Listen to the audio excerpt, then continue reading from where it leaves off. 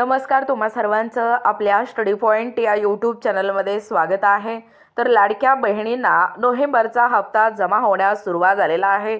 आपल्यापैकी बऱ्याच लाडक्या बहिणी म्हणण्यापेक्षा 45 लाख ज्या लाडक्या बहिणी आहेत ते सरकारी खात्यामध्ये त्यांचं या ठिकाणी लिंक असल्यामुळं ते 45 लाख लाडक्या बहिणी अपात्र झालेल्या आहेत व एकूणच जास्तीत जास्त लाडक्या बहिणींना नोव्हेंबरचा हप्ता जमा होण्यास सुरुवात झालेला आहे।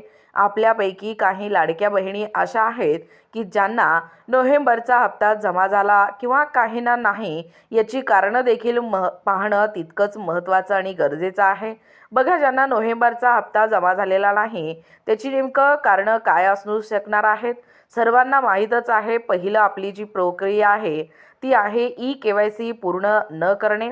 खरं तर 31 डिसेंबर हे मुदतवाढ देण्यात आलेलं होतं।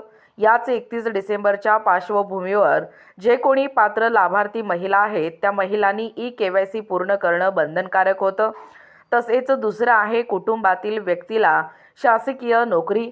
जर आपल्या कुटुंबात एखादी व्यक्ती शासकीय नोकरी करत असेल तर अशाही लाभार्थ्यांना म्हणजे पात्र लाडक्या बहिणींना लाभ मिळालेला नाही। त्यानंतर 4 चाकी वाहन, त्यानंतर 2 पेक्षा जास्त लाभार्थी। पाचवा मुद्दा आहे हप्ता न पडण्याचा, वार्षिक उत्पन्न 2.5 लाखापेक्षा जास्त। सहावा मुद्दा आहे आयकर भरत असल्यास म्हणजे टॅक्स वगैरे जर भरत असाल तर अशाही पात्र लाडक्या बहिणींना अपात्र केलं गेलेलं आहे। हे 6 महत्त्वाचे कारणं असणार आहेत ज्या लाडक्या बहिणींना नोव्हेंबरचा हप्ता म्हणजे 1500 रुपयाचा हप्ता जमा झाला नाही अशांसाठी या ठिकाणी ही नेमकी कारणे असू शकणार आहेत। जर तुम्हाला जमा झाले असतील तर नक्कीच आपल्या व्हिडिओला कमेंट करा, लाईक करा, शेअर करा।